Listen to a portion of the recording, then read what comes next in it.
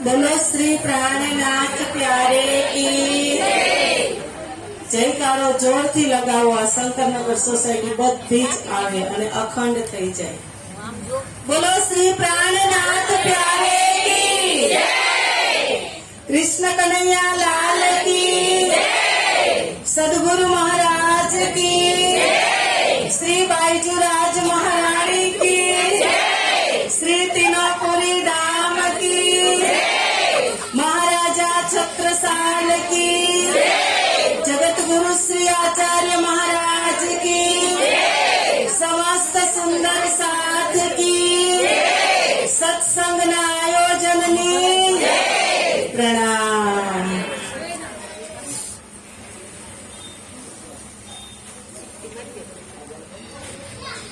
चतुःषष्ट्या मणिस्तंभे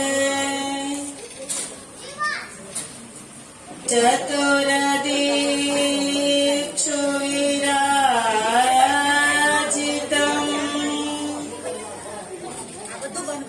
तत्र सिंहासने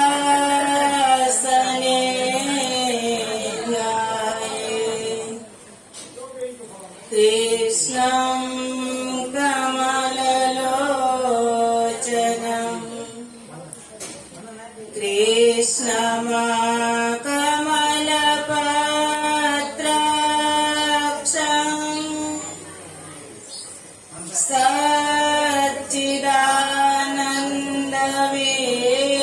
सच्चिदानन्दविग्रहम् सखीयुतान्तरचरम् प्रणमामि परात्परम्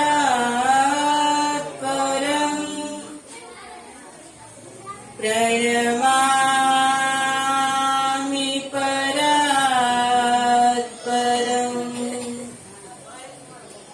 राधिका सहितं कृष्णं नित्यवृन्दावने स्थितं कुर्वन्तं रासक्रीडां च प्रणमामि मुहुर्मुहुः। वन्दो सतगुरु चरण को करो प्रेम प्रणाम।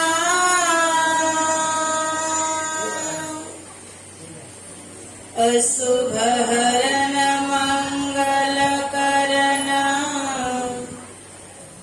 धनि श्रीदेव चंद्र जिना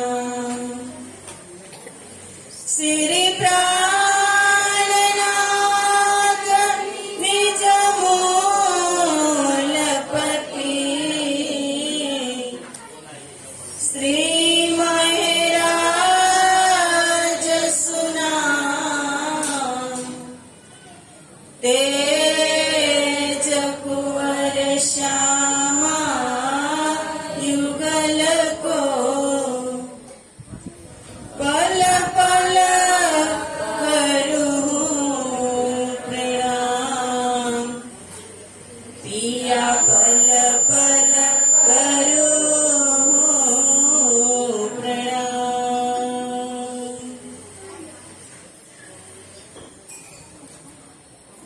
बोलो श्री प्राणनाथ प्यारे की जय। पूर्ण ब्रह्म परमात्मा श्री रास्यमाजीની અસીમ કૃપા શ્રી બાઈજુરાજ મહારાણીની અસીમ મહેરથી આજે અલ્પાબેન મનીષભાઈ પડસાડાને ત્યાં રાજજી મહારાજની પધરામણી એમની ઘરે સેવા પધરાવી એને આજે 8 વર્ષ થયા અને એ ખુશાલીમાં આજે સત્સંગનું સુંદર આયોજન અને આયોજનમાં આ શંકરનગર સોસાયટીના બધા જ ભાવિક ભક્તજનો તથા તેજકુંવર મહિલા મંડળ ને સાદર આમંત્રિત છો બધા। તો આવો સુંદર સાથજી, ભાવિક ભક્તજનો, માતૃશક્તિ ભાઈઓ તથા બહેનો, બધાની નિષ્ઠાને પ્રેમ પ્રણામ. પૂર્ણ બ્રહ્મ પરમાત્મા અનાદિ અક્ષરાતીત નિષ્કલંક બુદ્ધાવતાર મહાપ્રભુ સ્વામી શ્રી પ્રાણનાથજી મહારાજ આ જગતની અંદર કલિયુગના અંતિમ ચરણની અંદર આવ્યા. સતયુગમાં પણ નહીં, ત્રેતામાં પણ નહીં, દ્વાપરના એન્ડમાં ગોપીઓ સાથે 11 વર્ષ અને 52 દિવસ સુધી પ્રેમ લીલા કરી અને એ લીલાને ગુપ્ત રાખી અને કલિયુગના અંતિમ ચરણમાં કે જે સતયુગોથી રાહ જોવાતી હતી, બધા જ શાસ્ત્રોની અંદર હતું કે આવસી આવસી રે ધની, સબ કોઈ કહેતા આગમી કરતા રે પુકાર. કે પૂર્ણ બ્રહ્મ પરમાત્મા આવશે, પૂર્ણ બ્રહ્મ પરમાત્મા આવશે. આગમવાણીમાં પુકાર કરી કરીને શાસ્ત્રો કહેતા હતા કે કલિયુગમાં પરમાત્મા આવશે પોતાની બ્રહ્મપ્રિયાઓ સાથે. તો એ પરમાત્મા કોણ છે? આ જગતના તમામ જીવો માટે પરમાત્મા આવ્યા અને અજ્ઞાન આવ્યું, પણ બધા જ ને આ પૂર્ણ બ્રહ્મ પરમાત્માની ઓળખાણ નથી. કે પૂર્ણ શું? ગીતામાં કીધું પૂર્ણમદં પૂર્ણમિદં પૂર્ણમેવા વશિષ્યતે. કે જે પૂર્ણ છે, અવતારો છે, ઘણા બધા અવતારો છે, પણ તે પૂર્ણ બ્રહ્મ પરમાત્માના અંશ છે, તે પૂર્ણ નથી. તો આ જગતની અંદર બધા જ જીવાત્માઓ ભક્તિ તો પોતાના રીતે કરતા જ હોય અને કરે જ છે, પણ શાશ્વત જે આત્માને શાશ્વત મુક્તિ મળે, કે જે ત્યાં ગયા પછી આ જગતની અંદર ફરી પાછું આવાગમન નથી રહેતું, તે મુક્તિ ક્યાં છે તે બધા જ જીવાત્માઓને ખબર નથી. ભટકે છે આત્માઓ, પોતાના મંજિલ સુધી પહોંચવાની કોશિશ પણ કરે છે, પણ જે શાશ્વત સનાતન મુક્તિ છે એ શાસ્ત્રોની અંદર કીધું કે જે પૂર્ણ છે. 24 અવતાર થયા ભગવાન શ્રી રામનો અવતાર, જેમાં 14 કળા, તે પૂર્ણ નથી. બધા અવતાર થયો, કોઈમાં 6 કળા, કોઈ અંશ અવતાર છે, કોઈ અંશ અવતાર છે, કોઈ કલા અવતાર છે, કોઈ આવેશ અવતાર છે, કોઈ પૂર્ણ અવતાર છે, તો કોઈ પરિપૂર્ણ અવતાર છે. તો પૂર્ણ બ્રહ્મ પરમાત્મા જે આ જગતની અંદર કલયુગની અંદર આવ્યા, તે સદગુરુ ધણી શ્રી દેવચંદ્રજી અને મહામતી સ્વામી શ્રી પ્રાણનાથજીની અંદર જે પરિપૂર્ણતમ અવતાર છે. તો ભક્તિ તો કરી, આપણે પહોંચતા ક્યાં સુધીની લાલચ હોય આપણને, આજે આ ભાવિક ભક્તજનો ઉપર જ સત્સંગ થશે. બ્રહ્મપ્રિયાઓ તો દર ગુરુવારે પાન કરે જ છે, પણ જ્યાં જીવાત્માઓ જગતની અંદર આવી છે, જે દરની ઠોકર ખાય છે, ખબર નથી, તેને દુઃખનો પણ અનુભવ થાય છે અને સુખનો પણ અનુભવ થાય છે. તો આત્મા સુખી કોણ? કે જે જીવનની અંદર, જેના જીવનની અંદર ભક્તિ હોય, પ્રેમ હોય, સાથે સાથે સંતોષ હોય, એ આત્મા સુખી છે. પણ ભજનોની અંદર સંતોએ પણ કીધું કે ભક્તિ કરો તો તમે એવી કરજો ફરી જન્મ ન લેવો પડે. વારે વારે જન્મવું અને વારે વારે મરવું, માતાના ગર્ભમાં આવવું, ઊંધું લટકવું, 9 મહિના કોઈ પણ યોનિની અંદર હોય, પણ એ કેટલી જીવાત્માને તકલીફ છે એ મને ને તમને બધાને ખબર છે. તો આ 84 યોનિના ચક્કરમાંથી છૂટવા માટે એક જ ભક્તિ, જે અનન્ય પરા પ્રેમ લક્ષણા ભક્તિ, કે જે પૂર્ણ અવતાર, પરિપૂર્ણ અવતાર, જે અક્ષરાતીત શ્રી કૃષ્ણની અંદર. તો આ જગતની અંદર તો કૃષ્ણ કૃષ્ણ કૃષ્ણ તો આખી દુનિયા કરી, કે અમે પણ કૃષ્ણની ભક્તિ કરીએ, અમે પણ કૃષ્ણની ભક્તિ કરીએ. પણ પ્રાણનાથજીએ વાણીમાં કીધું કે કૃષ્ણ કૃષ્ણ સબ કોઈ કહે પર ભેદ ન જાણે કોઈ. આખી દુનિયા કૃષ્ણની ભક્તિ તો કરે જ છે, પણ ભેદ શું છે કૃષ્ણની અંદર? નામ એકવિધ હૈ સહી પર લીલા ત્રિવિધ હોય. નામ એક છે કૃષ્ણનું, પણ ત્રણ ધામથી એની અંદર જે શક્તિ આવી, ત્રણ પ્રકારની જે લીલા કરે છે જે કૃષ્ણ, એ કૃષ્ણ. તો એ કૃષ્ણ કોણ? એક ભેદ वैकुंठ का, दूजा है गोलोक, तीसरा धाम अखंड का कहत पुराण विवेक. एक शक्ति આવી છે વૈકુંઠ થી આવી, એક ધામ વૈકુંઠ કા, કે જે દુનિયાના લોકો જે અવતારોની અંદર જે ભક્તિ કરે, જે પૂજા કરે, જે મૂર્તિ પૂજા કરે, જે લાલાની મૂર્તિ કરે. તો મૂર્તિ એટલે આપણે એમ કહીએ ને, અમારા અલ્પાબેન ને ઘણા બધા અહીંયા કહેતા હશે કે તમારે મૂર્તિ ના હોય, તમારે તો મુકટ મોરલીની પૂજા થાય, તમારે મુસલમાન જેવું. પણ હવે તમે સમજી લો કે મૂર્તિ એટલે શું? ભગવાન રામાયણ એ ભગવાન શ્રી રામની મૂર્તિ. જે રામાયણ છે એ ભગવાન શ્રી રામની મૂર્તિ છે. ગીતા છે ભગવાન શ્રી કૃષ્ણજી વિષ્ણુની મૂર્તિ છે.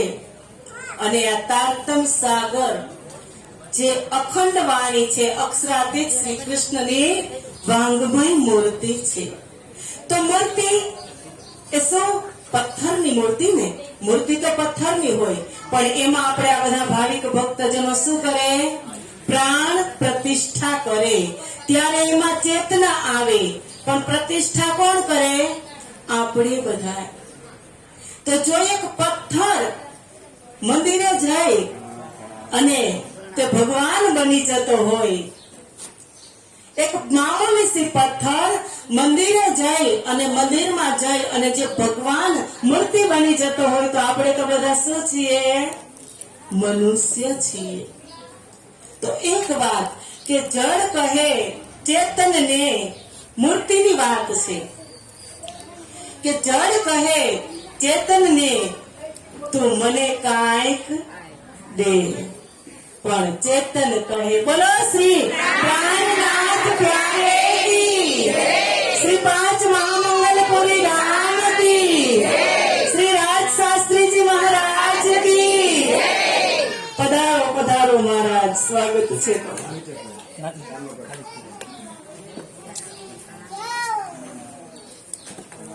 ના. બોલો શ્રી પ્રાણનાથ પ્યારે કી. ક્યાં વાત હતી? કે મૂર્તિની વાત, કે તમે લોકો મૂર્તિ પૂજા નથી કરતા પ્રણામી સંપ્રદાયની અંદર. તો મૂર્તિ તો શેની હોય? બધા જ ના ઘરમાં મૂર્તિ હશે. શેની હોય મૂર્તિ? ધાતુની હોય, માટીની હોય, પથ્થરની હોય, એ પ્રકારની 8 પ્રકારની મૂર્તિ હોય. પણ એની અંદર પ્રાણ ક્યારે? કે જ્યારે આપણે પ્રતિષ્ઠા કરીએ, ત્યારે આપણે એની અંદર આહવાન કરીએ, ત્યારે વેદોનું શાસ્ત્રોનું એની અંદર આહવાન કરીએ, ત્યારે એની અંદર ચેતના આપણને એમ થાય કે સચેત છે. પણ મૂર્તિ કહે છે કે જળ કહે ચેતનને તું મને કાંઈક દે, પણ ચેતન કહે જળને એ મૂર્ખ, તારો બેસાડેલો હું બેઠો, તારી એક ફૂટી કે બે, કે તે મને બેસાડ્યો છે અને હું બેઠો, તો હું તને શું આપું? મૂર્તિ કહે છે કે હું તને શું આપું? તે બેસાડ્યો ત્યારે હું બેઠો, તો હું તને શું આપું? તો આજે મૂર્તિ આ જગતની અંદર કેટલા શિલ્પીકારો છે, ભગવાન સાથે વાત કરે છે કે હે પરમાત્મા, હું પણ શિલ્પકાર છું અને તમે પણ શિલ્પકાર છો. તમે પણ મૂર્તિ બનાવો છો ને હું પણ મૂર્તિ બનાવું છું. હું મૂર્તિ બનાવું છું. મનુષ્ય કહે છે હો, હું મૂર્તિ બનાવું છું એ આજે મંદિરોમાં પૂજાય છે અને તમારી બનાવેલી મૂર્તિઓ આજે દર ઠોકર ખાય છે. શું કરવાનું વિચાર કરજો. આ મનુષ્ય બે એક અંતિમ બારી છે. પછી આવી જાગૃત બુદ્ધિ, આવી ચેતનતા કોઈ પણ યોનિમાં નથી. એક છૂટવાની બારી છે. વાત હતી કે મુસ્લિમ જેવો ધર્મ તો માથે રૂમાલ બાંધી હશે, ઘણા બધાને મનની અંદર હોય, કારણ કે સંપ્રદાયની અંદર જો અમારા બહેનોને બધા જ ને માથું બધાને ઢાંકેલું છે. પણ આ એક પતિવ્રતા ધર્મ છે. આપણે પતિ પાસે જઈએ આ જગતની અંદર તોય પણ આપણે કોઈ પણ અવતારોની અંદર તમે મંદિરોમાં જાઓ ત્યારે સર આપણું ઢાંકેલું જ હોવું જોઈએ.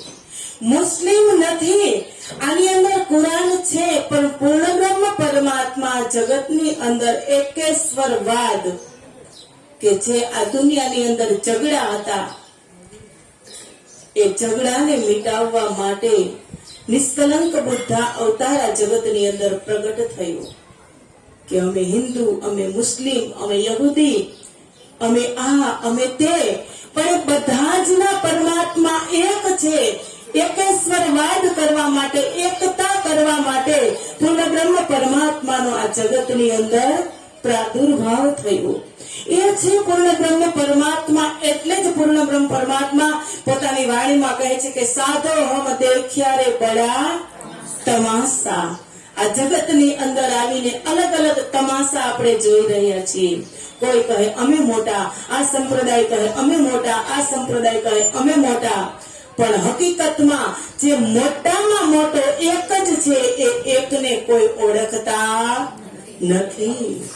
જે બધા જ ની અંદર પરમાત્માનો અંશ છે, અવતારોમાં છે, દેવી દેવતાઓમાં છે, પણ એની કેટેગરી પ્રમાણે અંશ છે.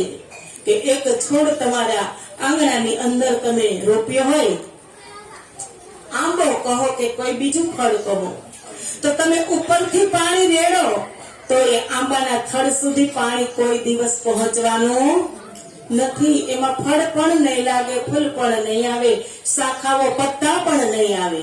પણ જો તમે એના મૂળની અંદર પાણી નાખશો, મૂળની અંદર પાણી સિંચશો તો શાખાઓ છે, પત્તાઓ છે, ફૂલ છે, ફળ પણ લાગશે. પણ ક્યાં પાણી નાખવાનું? મૂળની અંદર. તો મૂળ કોણ છે? પૂર્ણ બ્રહ્મ પરમાત્મા, જે મૂળ સ્વરૂપ એક એનું નામ છે. એ મૂળ છે. એટલે તો કબીર સાહેબે કીધું કે જો જલ સિંચે મૂળ में શાખા પત્ર અગાય, એક સાધે સબ સધે. કે એકની જ ભક્તિ કરો. જે પૂર્ણ બ્રહ્મ પરમાત્મા શ્રી કૃષ્ણ છે એની અંદર બધા જ આવી ગયા. અક્ષર બ્રહ્મ પણ આવી ગયા, આદિનારાયણ પણ આવી ગયા, ત્રિકોણ પણ બ્રહ્મા વિષ્ણુ મહેશ પણ આવી ગયા, અને અનંત કોટી દેવી દેવતાઓ પણ એની અંદર આવી ગયા. એની સાક્ષી, એના પુરાવા માટે તમે જુઓ તો ગોકુળની અંદર જ્યારે બ્રજ લીલા કરતા હતા કૃષ્ણ પરમાત્મા, ત્યારે કૃષ્ણએ માટી ખાધી હતી. માતા જશોદા ધમકાવે છે અને માટી કાઢવા કોશિશ કરે છે તો તમાચો મારવા જાય કૃષ્ણને. તો બાળ કૃષ્ણ પોતાનું મુખારવિંદ ખોલે છે તો એને એના મુખની અંદર અનંત દેવી દેવતાઓના આખા વિશ્વના એની અંદર એને દર્શન થાય, 14 લોક બ્રહ્માંડના, કે આ વસ્તુ પૂર્ણ છે. તો હવે આપણે અલગ અલગ બધા જ ને માનતા હોય, આપણા મંદિરની અંદર ઘણા બધા દેવી દેવતાઓ હોય, આપણી પાસે ટાઈમ કેટલો હોય? સવારમાં અડધો કલાક. તો 5 થી 7 એની અંદર મૂર્તિઓ પધરાવેલી હોય તો તમે 5 મિનિટ ટાઈમ આપો તો બધા જ ની વાત થઈ જાય ને. પણ એ 5 બધા જ નું કામ થઈ જાય, પણ જે પૂર્ણ વસ્તુ નથી, ત્યાં સુધી પહોંચ્યા નથી, તો એક કોઈ દિવસ રીઝવાના નથી, ત્યાં સુધી કોન્ટેક્ટ થયો જ નથી. તો એક વસ્તુને રાખશો તો બધા જ એની અંદર આવી જશે, અને બધા જ ને રાખશો તો એક રહી જશે. એટલે કીધું એક સાધે સબ સધે, સબ સાધે સબ જાય. બધા જ ની ભક્તિ કરવા બેસશો તો બધું જ ટાઈમ તમારો વેસ્ટ જશે. પછી શું કીધું? જો જલ સિંચે મૂલ में, મૂળની અંદર તમે પાણી રેડશો તો શાખા પત્ર અગાય, એની ફૂલે ફાલશે આંબો, બધું જ એની અંદર આવી જશે. એટલે પૂર્ણ બ્રહ્મ પરમાત્મા નિષ્કલંક બુદ્ધ અવતાર મહામતી સ્વામી શ્રી પ્રાણનાથજીએ અનન્ય પરા પ્રેમ લક્ષણા ભક્તિ જે અનાદિ અક્ષરાતીત શ્રી કૃષ્ણ છે એ આ ભક્તિ લઈ, એ આ પ્રેમ લઈ, એ આ જ્ઞાન લઈ અને આ જગતની અંદર પ્રગટ થયા. એટલે કીધું કે સાધો હમ દેખ્યા બડા તમાશા, વિશ્વ દેખ ભયા મેં વિસ્મય. કે આ વિશ્વની અંદર જોઈ ક્યારે આવ્યા હતા? તે કલિયુગની અંદર. તો એને તો એ તો કરતા હતા ખુદ, એ તો દ્રષ્ટિ એની અંદર બધી જ એની અંદર આખું વિશ્વ એની દ્રષ્ટિની અંદર સમાયેલું હતું, ભૂત ભવિષ્ય અને વર્તમાન. એટલે કહે છે વિશ્વ દેખ ભયામે વિસ્મય. આ વિશ્વને જોઈ અને હું આશ્ચર્યચકિત થઈ ગયો કે દેખ દેખ આવત મોહે હાંસા. કે આ જીવાત્માઓ એકને છોડી અને અનેક તરફ જાય છે. આ જોઈ અને મને હસવું આવે છે અને સાથે સાથે રડવું પણ આવે. કારણ કે જ્યાંથી પરમાત્માના ચરણથી આપણે આ જગતની અંદર આવ્યા ને, એના ચરણ છોડીને, એટલે બધા જ અલગ અલગ ભાગની અંદર, અલગ અલગ વેશમાં, અલગ અલગ દેશમાં, અલગ અલગ ખેસની અંદર આપણે બધા ડિવાઈડ થઈ ગયા. બધા જ ને ભૂલી ગયા કે કોણ ક્યાંથી આવ્યું, કોઈને કાંઈ જ ખબર નથી. એટલે કહે છે કે વિશ્વ દેખ ભયા મેં વિસ્મય. આ વિશ્વને જોઈ અને મને આશ્ચર્ય થાય છે, મને હસી થાય છે, હસવું આવે અને રડવું પણ આવે કે આ જીવાત્માઓ અત્યાર સુધી શું કરતા હતા. પછી શું કીધું? મેરી મેરી કરત દુની જાત હે. આ જગતની અંદર આવી આ મારું, આ મારું, આ મારું. આ દુનિયાના લોકો કે મેરી મેરી કરત દુની જાત હે. આ ઘર મારું, આ ગાડી મારી, આ બંગલો મારો, બધું જ મારું. પોતાનો ઉપભોગ કરે છે. જે પરમાત્માએ પ્રકૃતિ આપી છે આ જગતની અંદર ભોગને ભોગવવા માટે, એ પ્રકૃતિનો આનંદ ન લેતા આ પ્રકૃતિ ઉપભોગ કરે છે. એટલે દુઃખી છે. બોજ બ્રહ્માંડ સિર લેવે. શું કહે કે જીવાત્માઓ આખા બ્રહ્માંડનો બોજ માથે લઈ અને ફરે છે. એટલે દુઃખી દુઃખી છે. સાથે સાથે શું આપણને આ જગતની અંદર રાજી મહારાજે મોકલ્યા તો શું એ પણ સુખી છે? એને તો વાણીની અંદર કીધું કે રહે ના શકું મેં રૂહ બિના, રૂહ રહે ન સકે મુझ बिना, जब पहचान होए वाको तब सहना बिछो हाखिन. કે હું એક ક્ષણ માટે પણ મારી રૂહ વગર રહી શકતો નથી અને મારી રૂહ, મારી આત્મા પણ મારા વગર નથી રહી શકતી. પણ ક્યારે?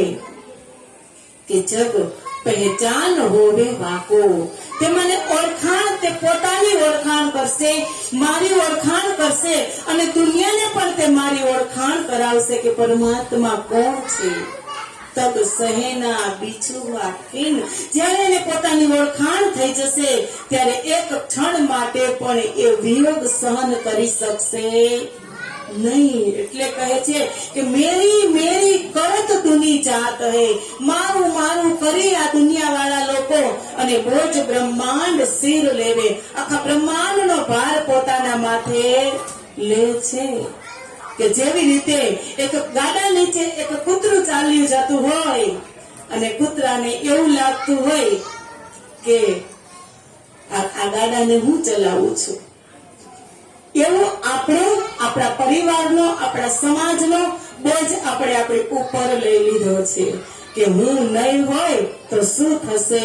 અરે ભાઈ, કોઈ વગર કાંઈ અટકતું નથી. આ જગતની અંદર તો આયા હે સો જાયેગા, રાજા રંક ફકીર. કોઈ સિંહાસન ચડી ચલે, કોઈ બાંધે જાત જંજીર. આ જગતની અંદર તો જે આવ્યા છે એને જવાનું જ છે, ચાહે રાજા હોય કે ચાહે રંક હોય. પણ આ જગતની અંદર કર્મ એવું કરો કે કોઈ સિંહાસન ચડી ચલે, કે કોઈ સિંહાસન કે કોઈ એવા બ્રહ્મ થઈ અને પૂજાય, કોઈ સંત થઈને પૂજાય, કોઈ બાંધે જાત જંજીર.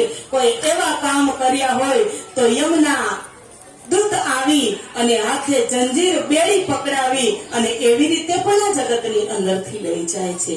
પણ સાચું આ કર્મ ભૂમિની અંદર, મૃત્યુલોકની અંદર આ કર્મ પ્રધાન ભૂમિ છે.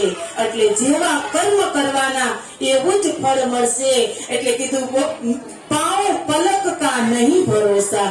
એ ખબર નથી, મને ને તમને પણ ખબર નથી કે અહીં આ સત્સંગ પૂરો થયા પછી આપણે શું થવાનું છે.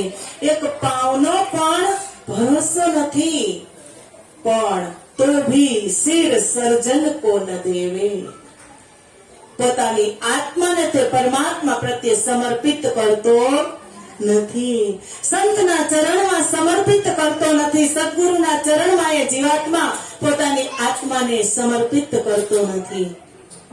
મારું મારું કરી અને દુખી થઈ જાય અને અંતમાં પોતાનો અંતકાળ પણ તે જે સુવર્ણ હોય કે અંતમાં પણ જો તમે નામ લઈ લીધું પૂર્ણ બ્રહ્મ પરમાત્માનું તો પણ તમારો આ ફેરો સફળ થઈ જાય. પણ આખી જિંદગી ના લીધું હોય નામ અને પછી અંતમાં તો તે ક્યાંથી ન આવે. આ ભક્તિ એ યુવાનીની ભક્તિ છે. જે ખીલેલું ફૂલ આપણે પરમાત્માને ચડાવી, આપણે પણ કરમાયેલું ફૂલ નથી ચડાવતા પરમાત્માના ચરણમાં, તો આ ભક્તિ તો હકીકતમાં યુવાનીની જ ફળે. તમે મીરાબાઈ જુઓ, મીરાબાઈ તમે જુઓ કે યુવાનીની 5 વર્ષની ઉંમરથી મીરાબાઈ લાગી હતી ને મેરે તો ગિરધર ગોપાલ દૂસરા નહીં કોઈએ. તો આપણી પાસે તો અનન્ય પ્રેમ પરાલક્ષણા ભક્તિ છે. તો એ ભક્તિથી પૂર્ણ બ્રહ્મ પરમાત્માને આપણે કેવી રીતે પામી શકીએ. પણ આ જગતની અંદર આવી સ્વપ્નની બુદ્ધિ માયાથી ભ્રમિત થઈ અને અંદર એટલો કચરો ભરાઈ ગયો ને કે એ કચરો જ્યારે આપણે સાફ કરી ત્યારે એમાં સારી વસ્તુ ભરી. કોઈ પણ પાત્રની અંદર, ગંદા પાત્રની અંદર આપણે કોઈ વસ્તુ ભરતા નથી. એને સાફ કરી એવી રીતે આ શરીર છે એ આપણું એક પરમ પવિત્ર પરમાત્માની બેઠક એની અંદર કરવાની. એ પાત્રને જ્યાં સુધી આપણે સાફ નહીં કરીએ ત્યાં સુધી તો એની અંદર દુર્ગંધ જ આવવાની. એક સરસ એક દ્રષ્ટાંત છે કે એક નાનું એવું સરખું ગામ, એમાં બધા જ ધનિકો રહેતા હતા. ગામની અંદર એક જ કૂવો હતો અને એ જ કૂવાનું પાણી પીવા યોગ્ય હતું. એ કૂવાની અંદરથી બધા જ પાણી પીતા હતા. પણ બન્યું એવું કે એની અંદર 3 કૂતરા ઝઘડતા કૂવાની અંદર પડી ગયા.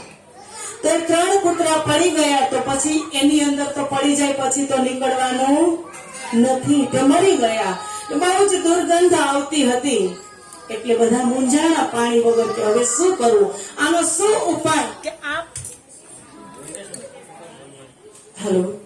પાણી સ્વચ્છ કેવી રીતે થાય. તો ગામની બહાર એક સંત હતા, તે કુટી બનાવી અને રહેતા હતા. તો ગામના લોકો તો ગયા તે સંત પાસે કે સંતજી એક પ્રોબ્લેમ છે. એક જ કૂવો હતો ને એ પાણી જ પીવા યોગ્ય હતું, પણ એની અંદર 3 કૂતરા મરી ગયા એટલે પાણીની અંદર બહુ જ દુર્ગંધ આવે છે. તો કોઈ ઉપાય હોય તો તમે મને બતાવો. સંતજીએ કીધું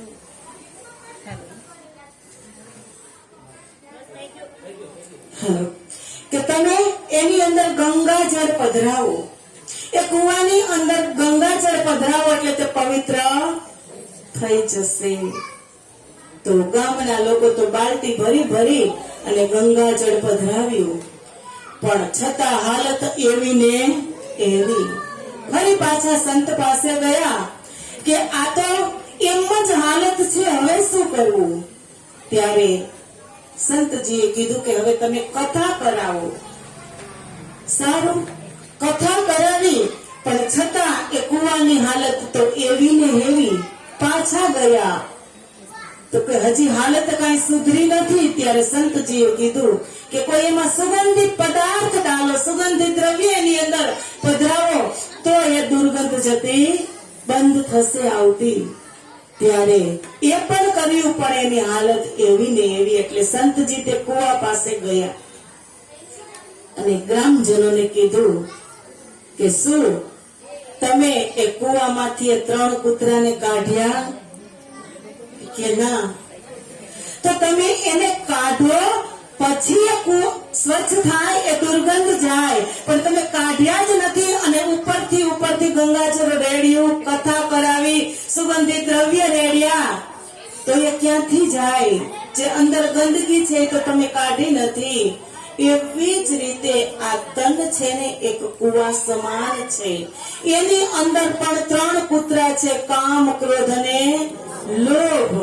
એ વસ્તુ આપણી અંદરથી આપણે કાઢશું નહીં તો ગમે એટલા સત્સંગ કરશું, ગમે એટલા ગંગાજીની અંદર ડૂબકી લગાવશું, ગમે એટલા સેન્ટ અને સ્પ્રે છાંટીને આવશું, પણ એ કૂવો સ્વચ્છ થવાનો નથી. એટલે પ્રાણનાથજીએ શું કીધું કે તબ છૂટ જાય વિકાર. પણ ક્યારે? જબ એ સુખ અંગ में आवही तब छूट જાય વિકાર. જ્યારે આ પૂર્ણ બ્રહ્મ પરમાત્માના પ્રેમનું સુખ, એના જ્ઞાનનું સુખ, એના ભક્તિનું સુખ, એના ધામનું સુખ, એના સ્વરૂપનું સુખ, એના લીલાનું સુખ આપણી અંદર જેમ જેમ પ્રવેશશે તેમ તેમ આપણા વિકાર દૂર થશે. અને વિકાર દૂર કરવાનો આ જગતની અંદર એક જ ઉપાય છે ભક્તિ. એ ભક્તિ એટલે એક નોકરી કે તમે જેવી ભક્તિ કરશો, અંતઃકરણ શુદ્ધ રાખી અને જેવી ભક્તિ કરશો એવું તમને ફળ મળશે. પણ એવું નહીં માનતા કે આ ભક્તિ પણ કરશું અને સાથે સાથે આજે હવે સત્સંગ કરી લીધો અને સત્સંગની અંદર બધા જ આ ભાવિક ભક્તજનો સુંદર સાથ આવ્યા છે તો કલાક બેસશે તો તમને ખૂબ જ પુણ્ય મળશે. પણ પછી બહાર જઈ અને પછી ઇધર ઉધર વાત કરી લીધી તો એ પણ પાછું એની વ્યવસ્થા અલગ છે, કર્મ પ્રધાન છે. એની વ્યવસ્થા પણ એનું પરિણામ પણ અલગ છે. આપણે પરીક્ષા દેવા ગયા હોય, આ જિંદગી એક પરીક્ષા છે. અનેક ચડાવ ઉતાર આવશે. એમાંથી અલગ અલગ વિષયમાં જેવી રીતે ભણતા હોય અને 7 વિષય હોય તો આપણે ઇંગ્લિશમાં પાવરફુલ હોય, ગુજરાતીમાં પાવરફુલ હોય અને હિન્દીમાં ઓછા માર્ક આવે તો ઇંગ્લિશના માર્ક હિન્દીમાં ઉમેરાય નહીં, ગુજરાતીના માર્ક હિન્દીમાં ઉમેરાય નહીં. એમાં તો હિન્દીની તો તમારે અલગ જ પરીક્ષા આપવી પડે. ઇંગ્લિશની તમારે વધારે માર્ક આવ્યો હોય તો એવું ન હોય કે આ બધાનું લેવલ કરીને પાસ કરી દે. એના બધા ડિપાર્ટમેન્ટ અલગ અલગ હોય. એટલે આ એ વાત છે સુંદર સાજી. હવે આપણે શ્રી 5 મહામંગલપુરી ધામથી રાજ શાસ્ત્રીજી પધારેલા છે તો એના મુખારવિંદથી પણ સત્સંગ સાંભળશું. અને હજી એક વાત કહી દઉં કે અમારે અલ્પાબેન દર ગુરુવારે સત્સંગમાં આવે છે. ગુરુવારની સત્સંગ સભા શ્રી 5 મહામંગલપુરી ધામની અંદર દર ગુરુવારે 3 થી 5 થાય છે. આ બધું જ મહિલા મંડળ દર ગુરુવારે ત્યાં હોય. પણ જગત છે એમ થતું હોય કોઈને કે દરરોજ મંદિરે જવાથી, અઠવાડિયે મંદિરે જવાથી કે એમાં શું ફાયદો? ઘરે પણ ભગવાન છે, ઘરે પણ રાજજી છે. પણ એવું નથી. એક વાત છે કે ઘરે તમે માળા કરો કે પાઠ કરો, એક માળા કરો તો તમને એક જ માળાનું પુણ્ય મળે. તમે ગૌશાળાની અંદર બેસી અને એ જ માળા કરો તો તમને 10 ગણું પુણ્ય મળે. અને તમે નદી કિનારે બેસી અને એક માળા કરો તો તમને 100 ગણું પુણ્ય મળે. અને તમે મંદિરે જાય અને માળા કરો, પરિક્રમા કરો, પાઠ કરો, મેઘસાગર કરો તો તમને 1000 ગણું પુણ્ય મળે. એમાં અલ્પાબેન આવે છે એ કોઈ મંદિર નથી, એ ધામ છે. જગતની અંદર જે આપણે મનુષ્યએ બનાવેલા છે એ મંદિર છે અને પૂર્ણ બ્રહ્મ પરમાત્માએ બનાવેલું છે એ ધામ છે. સુરતમાં હરિયાળી સૈયદપુરાની અંદર શ્રી 5 મહામંગલપુરી ધામ આદ્ય જાગણી પીઠ શ્રી 5 મહામંગલપુરી ધામ એ નિષ્કલંક બુદ્ધ અવતાર મહામતી સ્વામી શ્રી પ્રાણનાથજીએ ત્યાં 17 મહિના લીલા કરી અને ધામની સ્થાપના કરી, એ ગાદીની સ્થાપના કરી. એના કર કમલથી એ ધામ છે, એ મંદિર નથી. તો એમાં તો લાખો કરોડો ગણું પુણ્ય મળે. તો મારી એવી ભાવના છે કે ક્યારેક ક્યારેક તમે પણ અલ્પાબેનની સાથે ગુરુવારે સત્સંગમાં આવજો. ધામ છે, કોઈ મંદિર નથી. એટલે હવે અને બધા જ જીવાત્માઓનું તે ગુરુદ્વાર છે. વાણીની અંદર કીધું કે મંગલપુરી મહિમા બડી હૈ સબકા ગુરુદ્વાર, ચલે જગાવન સાથ કો શ્રી પ્રાણનાથ પરતાર. બોલો શ્રી પ્રાણનાથ પ્યારે કી, કૃષ્ણ કનૈયા લાલ કી, સદગુરુ મહારાજ કી, શ્રી બાઈજુરાજ મહારાણી કી પ્રણામ.